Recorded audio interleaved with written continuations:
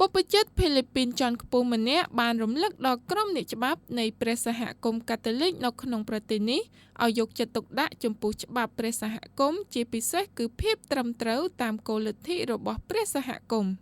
លោក Midi Fin Bilon អគ្គអភិបាលនៃភូមិភាគចារ៉ូបានមានប្រសាសន៍ថានៅព្រះសហគមន៍នេះបច្ចុប្បន្នបញ្ហាគ្រួសារគ្មានកូនគឺជារឿងចម្រូងចម្រាសមួយហើយវាត្រូវបានគេដឹងថាគឺជាប្រភពនៃភាពចម្រូងចម្រាសផ្លូវច្បាប់របស់គ្រួសារលោកអគ្គអភិបាលបានលើកឡើងថាក្រុមអ្នកច្បាប់ព្រះសហគមន៍គួរតែបកស្រាយឲ្យច្បាស់លាស់អំពីចំណុចនេះ